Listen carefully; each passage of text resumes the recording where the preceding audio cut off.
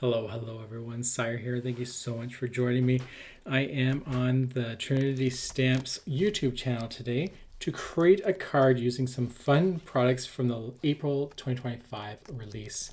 I'm going to start off using the letterpress plate, and it's this starburst effect, and it kind of looks like a spaceship speeding through space, and I'm going to use that, just the top part, using some metallic ink. I have the Emergency Die Kit Set 3, and this is an interactive die set. It's a lot of fun, and I'm going to be trying to make one. I'm a little nervous because I don't normally make interactive cards, even though I love them. But it comes with this fun piece where you pull the part and everything slides. A lot of design team members have already created great things with this, so I'm going to give it a try. There's rockets, there's little hills here, and numbers. So it's a lot of fun to try to create something like that. And this is what I absolutely love.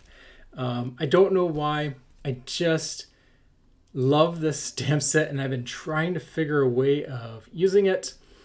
And I just love this little alien here, like beaming up with the coffee beans. And then this other stamp set, so they're two separate, is the little silhouette of the people. And then there's a cow and cat, and they just, that like makes me laugh so much. I love it so much. So I am going to try to combine these three to make a fun little card.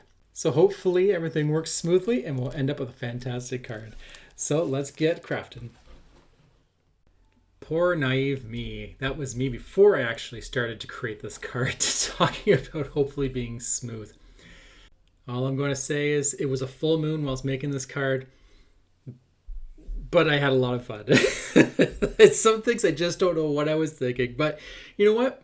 That's just part of crafting, and that's actually one of the fun things, is just learning and making mistakes and just laughing. At least that's what I do. I laugh a lot. So I will try to make this look like a very professional video because I am on the Trinity Stamps YouTube channel, and I want to really show that this product is amazing, fun to use, and easy. But as a human being, be on the understanding that I don't normally make interactive cards, and so I had a few fun words to say while I was shaking my head. Anyways, so what I started off with is using that hill die that's part of the Emergency 3 kit or die set, and I cut it in 3 different colors. Because I'm going to be creating an interactive type card, I wanted the height, so I only used the tallest pieces and really stacked them as much as I possibly could to get that height. Because I'm going to put this little mechanism behind it, and I wanted a little bit more room than normal. There are 2 sizes to it, and I am going to be using the smallest one, but still I wanted a little bit more room, so that's why I did that. So let's put this through the die machine. I create my little tab here. That's going to allow us to pull the panel when we get there. To start creating the mechanism, we're going to take the smallest little H shape, and I'm going to cut that in some pretty thick cardstock. It's probably about 80 to 100 pound. It's my better stuff, just so that's nice and solid. Then I'm going to take some wrappers. This is actually a piece of wrapper from my last stamp purchase, and I just cut about just slightly under 1.5 inches.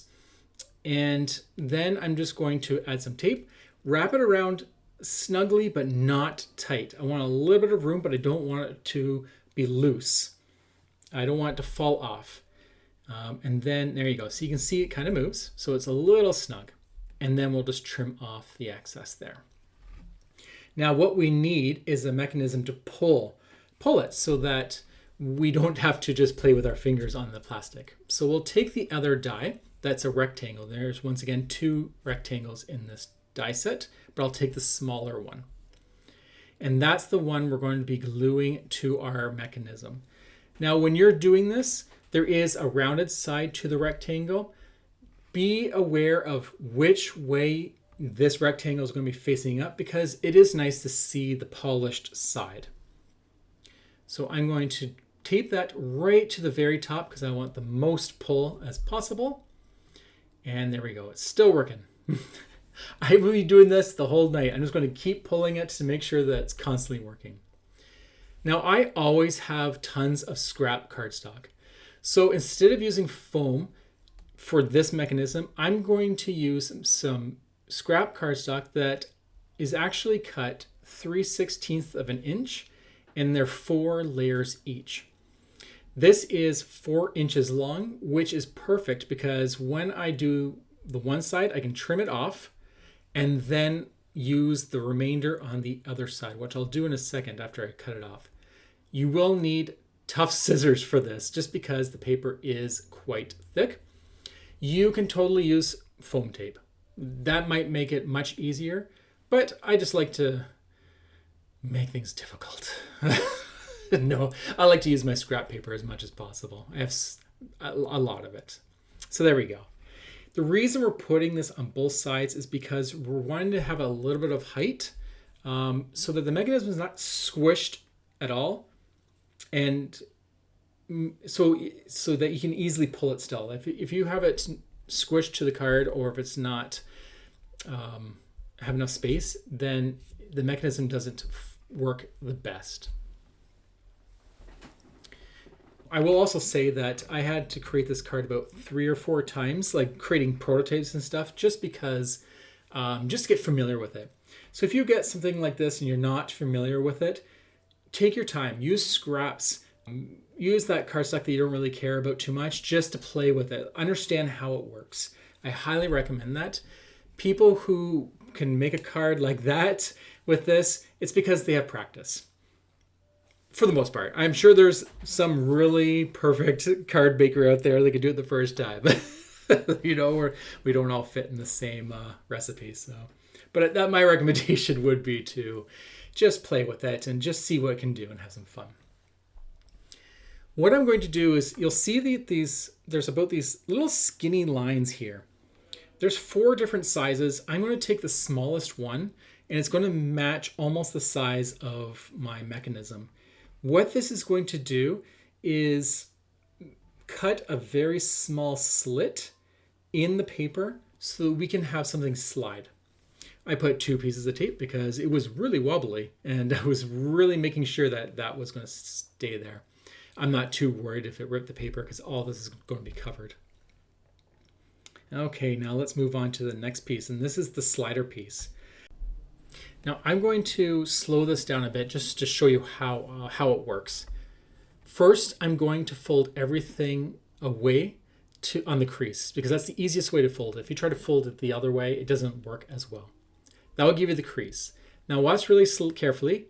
I have it facing up. I'm going to fold half of it over and then fold the quarter back. Then I'm going to do the same thing on the other side, fold it all the way, and then fold the other half. And now you have this shape that kind of looks like 2 ducks facing in different directions. So what we're going to do is just glue this in the center. I'm not going to glue the whole thing because I have an idea that just popped in my head that I want to do, and I don't know how I'm going to do it. So I'm going to leave that. But for the most part, you'd probably want to glue this down all the way. Okay, and there's your slider piece, and that fits right in that slot, moves up and down. Bob's your uncle. It looks perfect. So what we're going to do is take a little bit of double-sided tape. You could use liquid glue, but I feel more confident with double-sided tape for these things. And you want to make sure that it is glued to the very bottom. It's going to be the opposite side of that white rectangle. And I'm just going to line this up, press it tight so it's all nice and secure. And yeah, there we go. And I'm going to pull it, and there it goes. It moves up and down. Now let's start putting this thing together. I'm going to be doing it the hard way, but that's just the way I like to do it. First, we're going to grab some foam tape. It's got to be double of what you already have down. So I am not going to cut and glue that many strips of paper. So let's bring in the foam tape. I'm going to fold it in half, cut it, and now that's perfect. Use as much as you feel confident. I like to use just enough so that nothing's sagging when you press on it, because people are going to hold this and try to play with it. So you don't want any pieces to sag. So I did leave gaps between the foam tape and what I'm gluing now. But if you find that your paper is a little saggy, add some more. It never hurts. So this is what I meant. I was making it difficult. I should have had this all ready before I even tried to glue on that little slider thing. But you know, if you try hard enough, eventually you'll get it. There you go. So I've now glued the center pieces. I haven't taken the release tape off the foam yet, just because I want to make sure that everything is nice and secure and lined up before I do that last step. I just figured there was too many glue spots, and if it wasn't perfect, then it'd be hard to move. And much easier to take the liner off. And there we go. Now we got our first piece. We will be trimming that rectangle off. That's just so I have an easy access to play with it. There's my background that I did off camera to save some time, but it is pretty much that starburst letter plate and then some metallic ink. And I just trimmed that down to be about 5 1/4 by 4 inches, just so I have a nice border around my whole card. Okay, let's start coloring something. I love this. This is such a cute image. The little alien in the saucer cup. I mean, that is so cute. Like you see the flying saucer, and it literally is one. So we're going to use some black ink that's alcohol marker friendly, and I'm going to speed this up crazy fast. And we're just going to color this very basic with some cool grays. I'm going to work with 0 to 5, just working around the corners to make it look like it's rounded, trying to work my best, but also making it kind of blotchy. Then I'm going to bring in some blue grays, or not blue gray, it's a blue green. And that's just because that's the colors we use for the cardstock. I'm going to add some strips or streaks and dots and everything to kind of make it look like it's a light that's moving and it's coming up. And then to finish off, I will bring in the more colorful blue green and color my little alien. It's simple, very simple coloring. And then fussy cut this guy out. Not too bad. If you don't like the white border, you can always color it or just trim it right off. But there we go. There's my little alien. I'm going to just trim that a little bit more. I want it to be somewhat the same as the die hills. There we go. Look at that. That's so cool. I love that coralish color that's in the background with that starburst. It really was fun. So what we're going to do now is we got to make sure that that alien reaches the very top, but not all the way. Because if it goes all the way and you try to pull it down, it might catch on that dark turquoise hill layer. So we got to make sure it's just a little bit under. So I'm going to use a piece of scrap cardstock. I chose white because I have tons of it. And I'm just going to kind of roughly trace out where this spaceship is. I want it to be secure. So I'm going to glue it to it. And then I have something to well, I'm not going to pull it, but technically if it jams, you can pull it. But I just want it to be a little bit more sturdy. The alcohol friendly paper is not that sturdy. There we go. We just want to make sure that we don't see it behind the machine. The flying saucer, I'm sorry. Okay, so let's hide this really weirdly cut piece of paper with our fun little alien flying saucer. We still don't know what he's abducting unless you look at the stamp set, but don't look at the stamp set. Let's be surprised. And there we go. So that's going to be what we glue behind the scene. No one is going to see this. It's all hidden. So there you go. Boop. I just love it. Okay. Now we're going to add the stamps. I've already positioned everything and I've put a little bit of tacky tape just to make sure that I can protect my stamped image. And I'm going to have a little fun. It's going to be like a little Easter egg there. It is a coffee. It's an alien abducting coffee beans, but they accidentally picked up one of the humans. I love it. It's just so much fun. I knew I loved this stamp, and I had to figure out how to use it.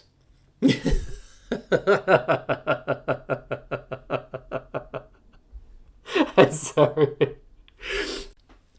So what we're going to do next is we need to prop up this dark turquoise layer. So there's always be something to make it so it's not squished against the card. Otherwise that mechanism will not move up and down. I just used 3 scrap pieces of white cardstock on both sides. I gave it a little bit of thickness just so I didn't need a bunch of different strips. You can use foam tape. Just every time you add foam tape, it does get thicker and thicker, and your card's going to be ginormous. So because the way I'm creating this, I have all these layers, I'm trying to minimize the amount of thickness.